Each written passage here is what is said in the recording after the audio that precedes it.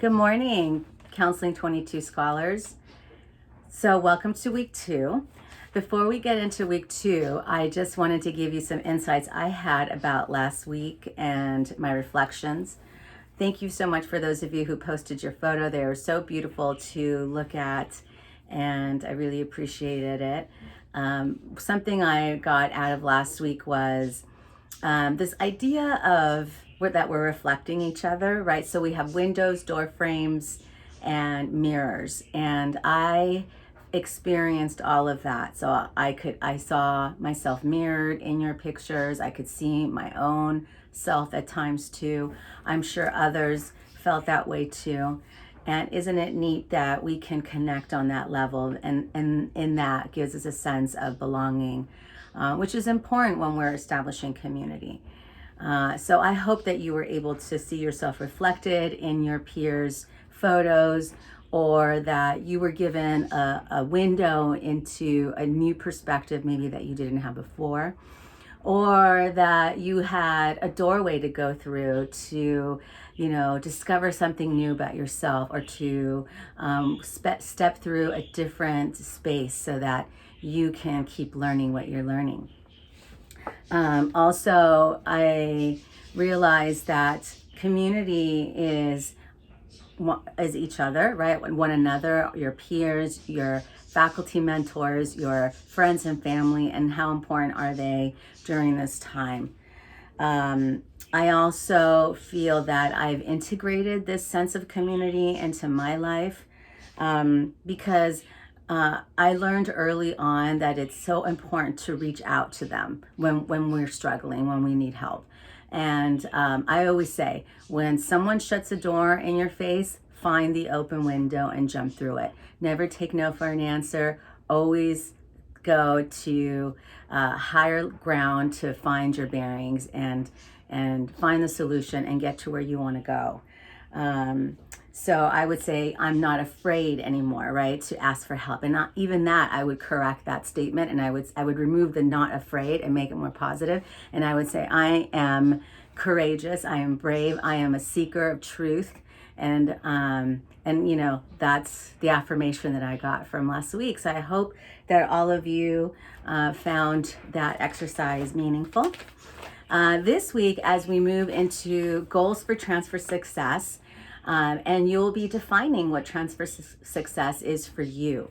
So in the readings, one of them, Through the Gates, phase 1, you'll see that there are 5 momentum points.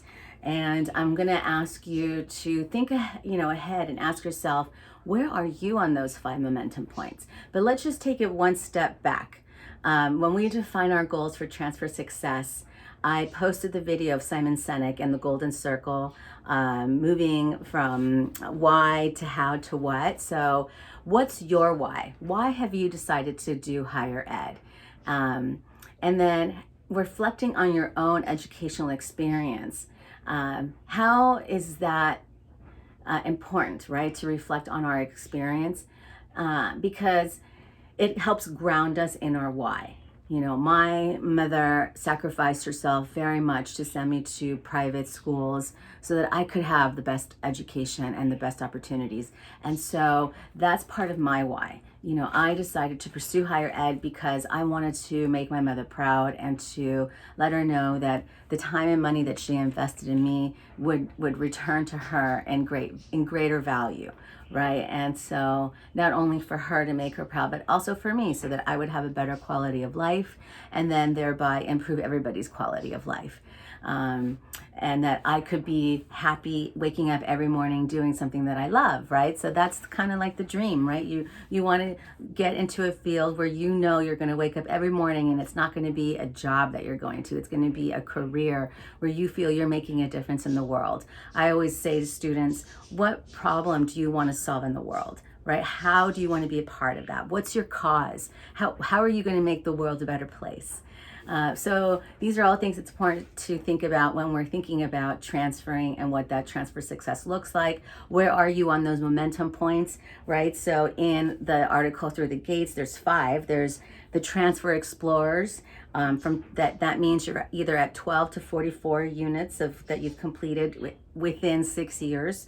Or maybe you're a momentum student where you've completed 45 to 59 units, but you're still not transferred yet. Or you could be a student near the transfer gates. Maybe you already have 60 units, but yet you haven't completed English or math. Or you could be a student that has gone and transferred or is ready. It's students at the transfer gate. Those are students who have completed the 60 units, have done the English and math, and maybe even gone the ADT degree, but yet just have to do that last step. And then there's the transfer achievers who actually make it through the gate. So where are you right now? Where do you see yourself going? Where do you want to end up? How will you make that happen? Right? So again, going back to the golden circle, what's your why? So we're working from the inside out. The why is the center of your circle, then it's the how, and then the what. So it's important to start with the why because that drives our behavior. Some vocabulary that might be helpful for you during this week. You'll be reading about underrepresented students. So what does that mean? Underrepresented students are students like ourselves, right? We're first generation, we're Latinx, or you could be minority, African American or Black, male of minority, or female. It doesn't matter what your race or ethnicity is. Now, why are these called underrepresented students? Well, because when the history of higher education began, higher ed was only intended for white, rich men. So that pretty much exclude everybody I just mentioned before. So that's why historically we are called underrepresented students, because back in the day, we would never have had access to higher ed. So another vocabulary word that you'll run into is persistence. When an article says persistence, that means the student was able to go from the fall semester to the spring semester and they persisted. Another vocabulary word is retention. Retention means that you went from the fall semester to the next fall semester so that you're retaining yourself in a year. And then completion means that you get your AA or your associate's degree or a certificate, that you complete your educational goal, whatever that is. Hopefully it's to transfer. And then once you transfer, you get your bachelor's degree. And then that is super important. It's key because that gives you access to higher ed, right? It gives you access to graduate school, which is master's program, doctoral programs. And that's, you have to ask yourself, why is that important? Why is it important to have access to those higher degrees? Another vocabulary word that you'll run into is vertical transfer. Vertical transfer means that you're transferring from the community college to a four-year university. That is what a vertical transfer is. And then lastly, you're going to hear a lot about the ADT, the Associate Degree for Transfer, and a little bit of history. Senator Alex Padilla, who is now one of our California senators, replacing Kamala Harris's seat in the Senate, he was very instrumental in developing the Associate Degree for Transfer. It was called Senate Bill 1440, and he realized that students were getting stuck and lost in the transfer process. And so the state decided to help students by creating the Associate Degree for Transfer, which means that if you get the Associate Degree for Transfer, then that means you only need to do 60 more units once you transfer to the Cal State University, and that it's also a guarantee into the Cal State system.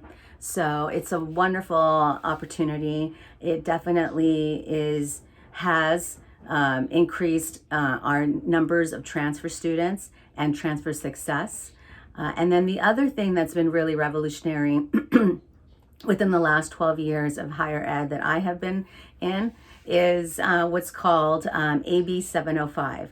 And AB 705 means that you no longer have to take an assessment test to figure out what English and math class you're going to take when you start college. Some of you might have taken it, some of you may not have taken it. We're using what are called multiple measures, another vocabulary word that you might come across in the readings. Multiple measures means that we're using your high school GPA and the classes that you've taken in high school to determine what English and math level you should be at. So any of you who graduated with a 2.0 or higher should all be able to place at college level English and college level math. And it's actually your right to be in college level English and math. And if someone tells you that you can't be in college level English or math, they're actually violating your rights. And you could sue. You could sue the college for that, because it is a law that all graduating high school seniors, doesn't matter when you graduated, have the ability to start at college level English and math. And so that also lowers the disproportionately impacted students who get stuck in the remedial English and math classes that we used to have, like Math 125, English 28. And so that's gone, and that is huge, and thank God. So make use of that, and I hope that you enjoy the articles this week, and have a wonderful week, and we'll see you soon.